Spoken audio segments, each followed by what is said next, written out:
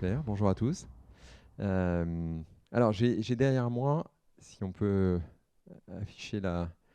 Voilà, j'ai mis derrière moi pour cette keynote une photo de l'océan. Je voulais que la force de la nature euh, m'accompagne dans cette keynote et que on essaie de prendre cette vague-là et qu'elle nous porte sur cette keynote et nous aide à réfléchir.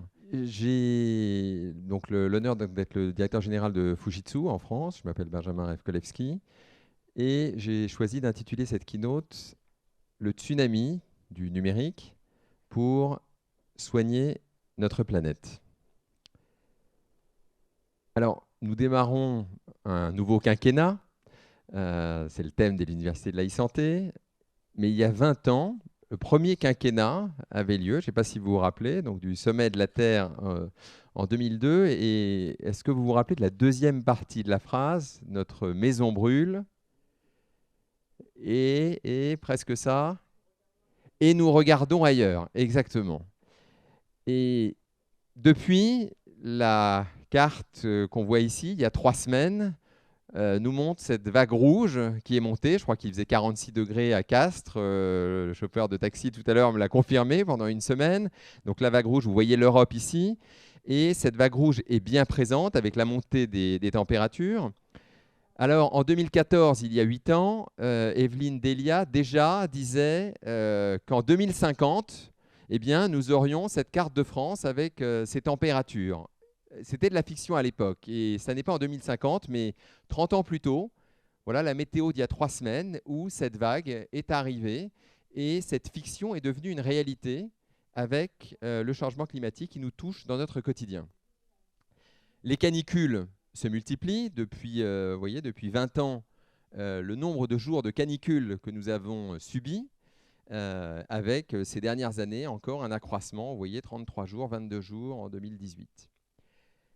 Alors nous connaissons la trajectoire pour gérer ça. C'est la trajectoire la trajectoire du CO2 avec, normalement, si on ne fait rien, voilà, ça continue. Et puis, la courbe verte, c'est si on prend les engagements, on respecte l'accord de Paris, on serait plutôt à 3 degrés.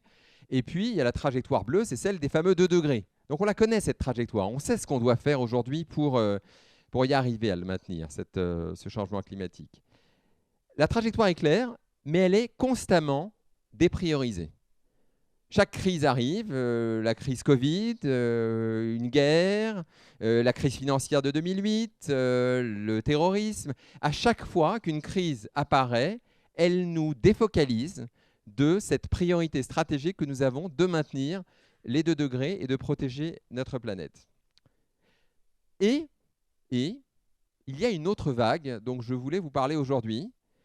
Donc c'est un tableau de Hokusai, un des grands maîtres des estampes japonaises au début du 19e siècle, la grande vague de Kanagawa. Et cette vague, pour moi, elle illustre la grande vague du numérique. Parce que cette vague du numérique, elle n'est pas comme cette trajectoire dont j'ai parlé tout à l'heure. Cette vague du numérique, rien ne lui résiste. Bizarrement, une crise arrive, la crise en Ukraine, on nous parle des cyberguerres. Les crises financières renforcent l'usage des données. Une crise Facebook nous arrive, on nous dit manipulation de data. On en parle pendant un mois et puis paf, ça repart et tout le monde réinvestit. C'est à chaque fois qu'il y a un hockey, en fait, la vague du numérique l'emporte et est extrêmement puissante. Et j'ai trouvé que cette image illustrait la puissance de la vague du numérique. Alors, qu'est-ce qu'on peut en faire? Essayons cette vague du numérique de la mettre au service de l'écologie pour pour vivre en bonne santé dans une planète en bonne santé. Mais alors, comment faire pour mettre cette puissante vague du numérique au service de l'écologie, au service de cette trajectoire dont j'ai dit qu'elle était si fréquemment dépriorisée? Alors, qu'est-ce qu'on peut faire? Je vais essayer de vous proposer, nous, en tant qu'acteurs du numérique, Fujitsu, mais je pense que tout le monde est dans le numérique aujourd'hui. Je le disais ce matin, qu'on soit dans la grande consommation, dans la santé, dans l'industrie, il y a des datas partout et on est tous acteurs du numérique. Alors, que pouvons-nous faire? Évidemment, on sait qu'aujourd'hui, voyager, on doit se poser 3 fois la question, une visioconférence, à l'instant on parlait de métaverse. Voilà, on sait qu'on peut quand même économiser pas mal de CO2 en évitant de voyager. On sait aussi que Et c'est le numérique, hein, la visio, le métaverse, c'est le numérique qui nous permet de faire ça. Les applications comme Blablacar et d'autres nous permettent d'éviter tous ces bouchons, cette consommation de CO2 inutile. Et à nouveau, le numérique nous aide à le faire. Ça, c'est les solutions simples dont on parle depuis maintenant une dizaine d'années. Et puis, je parlais de vivre en meilleure santé dans une planète en bonne santé.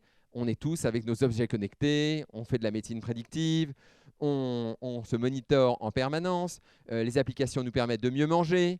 Donc tout ça, ce sont des choses où le numérique, cette vague du numérique, nous la mettons déjà au service et nous pouvons chacun la mettre au service de l'écologie.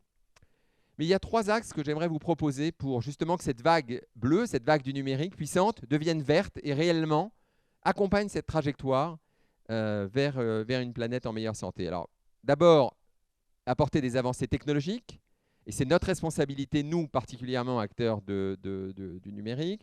C'est une exemplarité que nous devons avoir, et c'est aussi de créer une culture de la durabilité. Alors, les technologies, d'abord. Il y a des technologies aujourd'hui qui sont extrêmement puissantes, les supercalculateurs, qui permettent à la recherche de trouver de nouvelles solutions. On les a utilisées aujourd'hui, là vous voyez le Fugaku, qui est le supercalculateur le plus puissant au monde aujourd'hui, et le plus économe en énergie d'ailleurs, a permis pendant la crise Covid de modéliser la propagation de l'épidémie, a permis de tester la propagation en temps réel dans les transports, les gouttelettes, l'efficacité des masques. Donc ce type d'outils sur la santé, mais aussi sur évidemment les prédictions météorologiques, pour mesurer en permanence, ce type d'outils et d'avancées technologiques est réellement une capacité qui peut se mettre au service de l'écologie. Les supercalculateurs, le calcul quantique, aujourd'hui nous permet typiquement avec Toyota, qui est un de nos partenaires, d'optimiser tout leur flux de livraison. Donc tous les camions qui transportent, et c'est vrai pour tous les industriels, grâce à cette puissance de calcul, cette vague du numérique, on peut aujourd'hui concrètement, ce sont des exemples réels, optimiser la consommation, les trajets des camions de livraison, et à la fin, vous gagnez des tonnes de CO2 par ces applications du numérique. L'IA, aussi, couplée au supercalculateur, permet d'identifier de nouveaux catalyseurs. Typiquement, on travaille en Islande avec une entreprise pour développer des catalyseurs pour fabriquer de l'ammoniac de manière plus propre. Et l'ammoniac est un combustible qui permet aussi d'avoir moins d'impact sur la planète. Donc à nouveau, tout cela, quand on parle de catalyseurs, on parle de chimie complexe, permet de trouver de nouvelles solutions pour aider la planète. Alors les algorithmes quantiques, les ordinateurs quantiques, vous voyez ce qu'on appelle aujourd'hui, je ne sais pas si vous aviez déjà vu ce type de photo, voilà à quoi ressemblent aujourd'hui les premiers ordinateurs quantiques, les ébauches d'ordinateurs quantiques, et qui permettent de décupler, d'accroître la puissance de calcul. Et à nouveau, les premiers usages qu'on en fait aujourd'hui permettent, dans ces cas-là, de trouver des catalyseurs pour voir la captation de nouveaux systèmes de captation du CO2 aussi, et donc qui permettrait de réduire l'impact du CO2. Les vrais ordinateurs quantiques à large échelle, vous attendrez encore 5, 10 ans, 15 ans avant de les voir effectifs. Mais aujourd'hui, on a des premières ébauches d'ordinateurs qui permettent de faire des premiers calculs. Alors là, j'étends un peu le domaine, c'est que la planète, on en parle toujours à notre niveau, mais ça se passe aussi dans l'espace. Là, vous voyez les débris spatiaux aujourd'hui, vous savez, qui se multiplient. Et à nouveau, le numérique, le calcul, la simulation quantique, aujourd'hui, on l'utilise concrètement pour optimiser les trajectoires des satellites qu'on souhaite envoyer dans l'espace pour aller récupérer en fait tous ces déchets qui traînent autour de notre planète. D'autres systèmes, j'ai parlé là de supercalculateurs, d'ordinateurs quantiques, de simulateurs quantiques, d'intelligence artificielle. Il y a d'autres systèmes aujourd'hui du numérique qui permettent de réduire le CO2. On en parlait ce matin. Ce sont les refroidissements donc, de data centers avec du liquide. Donc on plonge en fait les serveurs informatiques dans des liquides calorifugés et donc qui permettent de capter plus intensément la chaleur et donc d'éviter toutes ces fermes de data centers avec tous ces ventilateurs et donc une consommation accrue d'énergie. Aujourd'hui, dans le cycle de vie d'un serveur informatique, 80% du CO2 produit n'est pas la fabrication du serveur, c'est la consommation dans la vie du serveur, dans la vie du data center. C'est toute l'énergie qu'on va devoir mettre en place pour refroidir le serveur. Votre PC, votre smartphone, 80 à 90% de l'impact CO2 de votre PC ou de votre smartphone, c'est la fabrication. C'est les composants, c'est l'extraction des terres rares, etc. Mais pour un serveur, aujourd'hui, 80%, ça va être sa vie, une fois qu'il est fabriqué, qui va continuer à produire du CO2. Donc là-dessus aussi, la technologie, les avancées technologiques, cette vague du numérique, si on l'utilise bien, si on la met au service réellement de la vague écologique, on peut y arriver. Le lien avec la e-santé, bien sûr, la puissance de calcul aujourd'hui, nous les supercalculateurs sont utilisés dans la recherche moléculaire pour modéliser toutes les conformations de molécules, en fait, toutes les formes que peuvent prendre les molécules dans l'espace, et donc d'anticiper par la théorie quelles molécules pourront, oui ou non, avoir de l'impact sur une cellule ou une bactérie, etc. Donc ça, ce sont des projets que nous menons aujourd'hui. La e-santé aussi sur la recherche génétique, où de la même manière, les supercalculateurs, les simulateurs quantiques, aujourd'hui permettent d'analyser, et ce sont des projets que nous menons en cours avec l'Université de Tokyo, l'Université dentaire de Tokyo, sur l'analyse de l'impact, du lien entre les gènes et les résistances aux médicaments anticancéreux. Alors, j'ai listé un certain nombre d'avancées technologiques qu'aujourd'hui nous développons, que d'autres acteurs du secteur du numérique développent. Vous en aurez beaucoup en tête, j'imagine, mais il faut que nous avons une responsabilité de continuer à innover, de continuer à chercher ce que le numérique peut apporter par ces exemples à la vague de l'écologie. Après, il y a une exemplarité, je la prends pour nous, mais je pense qu'on peut se l'appliquer à chacun d'entre nous, une exemplarité pour viser un impact net zéro. Fujitsu, comme les autres entreprises, se sont engagées à 2030, à 2040, à 2050, selon les entreprises, et nous devons continuer à le faire, d'être exemplaires pour réduire cet impact carbone. Et je fais un pas de côté aujourd'hui en parlant plus d'écologie, de numérique que de e-santé, même si je l'ai évoqué à quelques reprises, parce que j'ai la conviction que, à la fin, cette planète qui brûle a un impact durable sur notre santé et qu'elle génère des crises sanitaires, les crises migratoires, les crises de guerre. Les guerres, à ce moment-là, nous font changer d'échelle sur les enjeux sanitaires. Et donc, il est absolument nécessaire, pour garantir qu'on vive bien en bonne santé, dans une planète en bonne santé, que nous soyons exemplaires et que nous visions également d'être net zéro. Pour Fujitsu, c'est 2050, mais chacun trouve le pas pour y arriver. Nous avons aussi une responsabilité d'être exemplaires sur le recyclage. J'ai dit tout à l'heure, 80% d'un PC, donc 80% de la contribution CO2 d'un PC portable, de votre PC portable, eh bien, c'est sa fabrication. Donc, il est urgent, et c'est pour ça que nous le menons, de recycler. Donc, ce sont plusieurs centaines de tonnes de métaux que nous retraitons chaque année. Ce sont des centaines de milliers d'ordinateurs que nous retraitons. Parfois, on leur donne une nouvelle durée de vie. Donc on les reconditionne, mais parfois juste, voilà, vous savez, on broie et on extrait à chaque fois toutes les terres rares. Mais il est indispensable que nous soyons exemplaires en tant que fabricants là-dessus. Et puis enfin, il y a une exemplarité sur, puisque le transport est la première source de production de CO2, il y a les avions bien sûr, mais il y a également les flottes. Et donc typiquement chez nous, nous avons décidé de migrer toutes nos flottes de véhicules aujourd'hui vers des flottes électriques. Je prends quelques exemples sur cette dimension d'exemplarité, mais en tant qu'acteur du numérique, et pour que cette vague numérique puissante serve réellement cet objectif écologique, il faut non seulement des avancées, des découvertes, de la R&D, mais il faut aussi une forme d'exemplarité.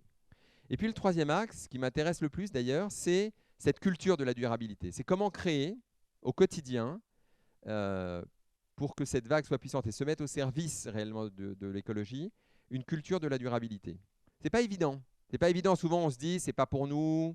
Quel est le rapport avec ce que je vends à mes clients, et puis je peux pas tout faire. Et en fait, moi, je l'ai vécu avec mes équipes. Donc, on déploie la fresque du climat. À nouveau, comme ce matin, je demande qui a déjà fait un atelier de fresque du climat dans la salle. Voilà, 1, 2, 3. Voilà, donc on a petit 5% peut-être de la salle là. Donc ce sont ces ateliers de 3 heures. Une association qui a créé ça, je crois, depuis 5-10 ans, à l'initiative d'un Français, d'un ingénieur français, avec un jeu de cartes comme ça. Et pendant 3 heures, finalement, vous remettez un peu tout en ordre. Vous remettez un peu tout en ordre sur les causes et les effets.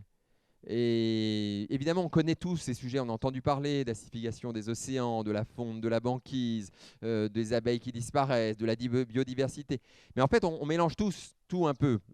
Et cet atelier permet que chaque collaborateur prenne conscience de l'enchaînement et qu'à la fin, tout ça mène réellement à de vraies crises migratoires, sanitaires, des guerres, des tensions géopolitiques, et qu'on a chacun une responsabilité à mener. Et chez moi, dans l'entreprise, donc il y a 350 collaborateurs qui sont en train de déployer ça, et bien du jour au lendemain, en sortant de ces ateliers, des collaborateurs décident de ne plus venir en voiture au boulot, s'ils le peuvent évidemment, on est en région parisienne, c'est plus facile, et de prendre les transports en commun. Certains décident d'arrêter de manger de la viande ou d'en manger moins. Je dis juste ça pour montrer voilà, la prise de conscience individuelle qu'on doit faire, en particulier nous, acteurs du numérique, pour porter cette vague. Il y a une nécessité de former les équipes du numérique, les équipes digitales, les CTO, dans nos organisations, dans les organisations des entreprises, à cette sensibilité écologique. Puisqu'il y a cette vague si puissante, puisque les équipes digitales sont celles qui la portent dans les entreprises, il faut qu'ils aient développé cette culture. Il faut qu'au quotidien, quand ils se lèvent ce matin, ils se disent finalement, tiens, la nouvelle application qu'on est en train de développer, à la fin, ça va avoir quoi comme impact ? Les gens voyageront moins? Est-ce qu'on produira plus de CO2? Est-ce que finalement, on ne stocke pas des datas pour rien? Est-ce que ça va consommer? Donc, de créer à chaque fois ces réflexes pour que, petit à petit, que cette vague se mette vraiment au service de cette vague verte. Et puis, enfin, sur cette culture, je prends l'exemple à nouveau de la stratégie qu'on a développée chez Fujitsu, de dire que tout le portfolio, toute la stratégie de l'entreprise s'articule autour de 7 piliers qui projettent le monde de demain, qui projettent le monde de cette planète en bonne santé. Une industrie durable, une expérience client riche, une santé riche pour les individus et une société de confiance.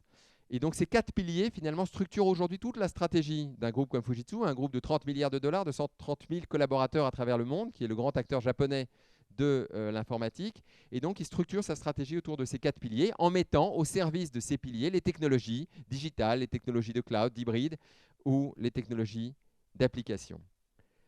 Voilà, 3 axes qui me paraissent être utiles, en tout cas pour nous, acteurs du numérique, qui nous donnent une responsabilité de créer ces avancées technologiques pour que la vague soit puissante et qu'elle se mette au service de l'écologie, pour être exemplaire et pour développer cette culture de durabilité. Et pour finir avec un haïku japonais, donc ces poèmes, vous savez, en 3 phrases qui associent toujours la nature et les sentiments. Devant les cerisiers en fleurs, on ne peut douter des lendemains. C'est le cycle éternel des cerisiers au Japon qui meurent et se renouvellent et qui sont une source d'espoir permanente pour les êtres humains. Je vous remercie. Et il nous reste quelques minutes pour les questions. Oui, bonjour, merci beaucoup. C'était très intéressant. J'ai jamais assisté à une keynote de cette nature, donc mais ça remet en question plein de choses. Mais il y a un point qui m'a interpellée. Vous avez fait état du fait que vous étiez en train de changer votre flotte pour aller vers une flotte électrique. C'est ce qui nous attend demain, puisque les moteurs thermiques seront plus autorisés à l'horizon, je ne sais pas, 2030 ou autre. Quid des batteries? Parce que c'est bien beau tout ça, mais il me semble comprendre que les batteries sont quasiment pas recyclables. Donc du coup, qu'est-ce qu'on va en faire? Alors aujourd'hui, et on a fait l'analyse de dire est-ce qu'on part sur de l'hybride, est-ce qu'on part de l'hybride rechargeable? À la fin, aujourd'hui, et si vous regardez les études, les carbone 4, etc., tous ceux qui... Aujourd'hui, dans le cycle de vie aujourd'hui des voitures, c'est ce qui est le mieux aujourd'hui. Une voiture électrique, quand on prend la production de la batterie, le recyclage de la batterie, la consommation, l'énergie, aujourd'hui, même dans des pays qui ne sont pas nucléaires, c'est-à-dire qu'aujourd'hui, nous avons la chance, en France, évidemment, d'avoir 80% de notre électricité qui ne produit pas de CO2. Donc, quand on fait le bilan des voitures électriques en France, il est particulièrement optimisé. Mais même dans les pays aujourd'hui qui ont encore un mix charbonné fort, aujourd'hui, ça reste le plus attractif. Donc, aujourd'hui, c'est positif. Après, bien sûr, ça demande à être optimisé encore pour que ça s'améliore et qu'on optimise encore les batteries pour qu'elles soient encore plus recyclables et qu'on gère les terres rares, etc. Oui, parce qu'aujourd'hui, il y a assez peu de véhicules électriques globalement. Donc ça paraît assez évident que c'est ce qu'il y a de mieux. Mais si on se projette dans un monde où il n'y aura plus que des véhicules électriques, j'ai eu une discussion il n'y a pas très longtemps et quelqu'un m'a expliqué ce que je ne savais pas, c'est qu'en fait, les batteries de voitures, ils en recyclent 5%. Le reste, ils le baignent dans des trous bétonnés, etc. Donc ça fait flipper quand même. Je pense que c'est la meilleure solution qu'on ait aujourd'hui. Il y aura de l'hydrogène aussi, manifestement aussi, mais dans les bilans actuels, ça reste positif. Et avec la masse, on va continuer à recycler et à imposer.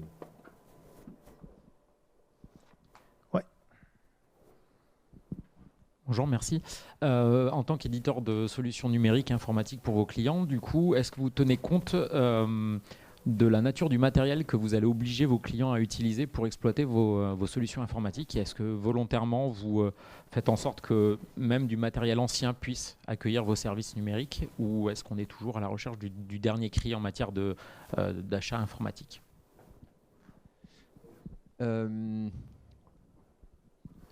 Alors, je pense que se développent de plus en plus des usages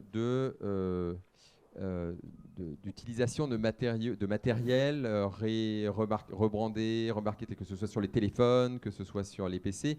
On a de plus en plus d'ouverture aujourd'hui des clients de dire est-ce que j'ai une offre aujourd'hui de PC remasterisés où je peux réutiliser des équipements usagés. Donc il y a une nouvelle demande qui a émergé là-dessus. Après, le grand volant aujourd'hui du business continue d'être où les entreprises, que nous on est B2B, on travaille uniquement avec des entreprises, veulent toujours quand même la technologie dernier cri, veulent le portable le plus léger, veulent les supercalculateurs les plus puissants. Après, c'est notre responsabilité, nous, dans la conception de ces matériels, de penser à ce qu'ils consomment peu, à ce qu'ils soient bien recyclables. Aujourd'hui, 92-93% d'un PC est recyclable. Aujourd'hui, on essaie de le monter à 95-96. Donc, c'est notre responsabilité, nous, de fabricants, de constructeurs, d'essayer d'optimiser ça. Maintenant, oui, et puis je disais ce matin, la 5G va arriver. Donc, la 5G va aussi créer de nouveaux usages. Et donc, on va continuer donc, des routeurs, des antennes, de la puissance de calcul. Donc, de l'obsolescence. Je pense que l'obsolescence programmée, les risques, tout ça ont été suffisamment mis en avant et maintenant avec la pression écologique que je décris là, pour que tous les constructeurs, dont nous, voilà, tout le monde fait extrêmement attention là-dessus pour maximiser la durée de vie, pour maximiser la recyclabilité et pour être en cohérence globale avec les messages que je viens de porter. On a une dernière question. Mais ce serait une double question. La première serait plutôt de savoir si, du coup, Fujitsu, par rapport à l'état d'esprit que vous adoptez aujourd'hui, qui est extrêmement intéressant, aurait éventuellement des projets ou des choses en lien avec One eHealth, pour le coup. Et la deuxième question est plus, je dirais, pratico-pratique. Quel est l'accueil de votre cellule marketing par rapport à ce changement, effectivement, d'état d'esprit par rapport à, entre guillemets, votre mission première, qui est aussi celle de faire un certain chiffre d'affaires? Alors, la mission première aujourd'hui de Fujitsu, si vous la regardez, si vous la lisez depuis, c'est de créer un monde durable qui s'appuie sur l'innovation, puisqu'on est une entreprise qui investit 1,5 milliard de dollars dans la R&D chaque année, et en bâtissant une société de confiance. Donc, le but de Fujitsu aujourd'hui, c'est ça. Et je me rappelle notre précédent CEO qui me disait, si on construit des robots qui rendent les gens malheureux, on arrêtera de faire des robots. C'est très japonais comme manière de dire les choses. Mais il y a un moment où le projet de l'entreprise, il est cohérent et il est de mettre cette vague du numérique au service aussi du durable, comme je vous l'ai montré dans les 7 piliers. Donc le marketing, finalement, c'est très cohérent pour eux parce que c'est du sens pour nos salariés. L'exemplarité, c'est la vivre au quotidien, c'est la fresque du climat, c'est les voitures. C'est cette cohérence où, dans les actes du quotidien, on est en cohérence avec ce qu'on vend. Et après, par rapport à la santé, je pense qu'il y a beaucoup de partenariats en fait, qui sont montés, des partenariats de recherche, où ces technologies sont mises au service d'instituts de recherche, d'institutions privées, avec des hôpitaux aussi. Nous, on apporte l'informatique. Voilà, on reste humble, on reste au service des praticiens. Pour leur amener le meilleur de la technologie, le meilleur des applicatifs, le meilleur de la maîtrise de la donnée. Et dans ce partenariat, on pense que chacun trouve son compte et chacun joue son rôle. Voilà. Il y avait une dernière des questions. Merci. Alors, merci beaucoup. Déjà, sur le recyclage des PC, je ne savais pas du tout. Donc, merci pour cette information. Rapidement, pour une très petite entreprise, qu'est-ce que vous conseillez de mettre en place comme première action pour justement enclencher un peu cette vague verte? Est-ce que c'est la fresque? Est-ce que c'est autre chose? Alors, je pense que la fresque, c'est super. La fresque, c'est un team building aussi, la fresque. Les cartes, vous pouvez sur Internet, vous pouvez les recevoir. Après, pour démarrer les premières, peut-être trouver quelqu'un qui l'a déjà fait autour de vous. Donc, soit vous regardez les associations, vous allez trouver quelqu'un. Nous, on a formé 10, on est 350, on a formé 10 salariés qui sont devenus des fresqueurs, donc qui aujourd'hui déploient. On a pris 2-3 jours d'un consultant qui nous a fait les premières. Le comité de direction l'a fait la première fois parce qu'il faut le sentir, il faut le vivre. Mais après, ça parle à tout le monde. Et donc, je pense que c'est un très, très bon point de départ pour créer l'énergie pour avancer. Merci à vous. Merci beaucoup.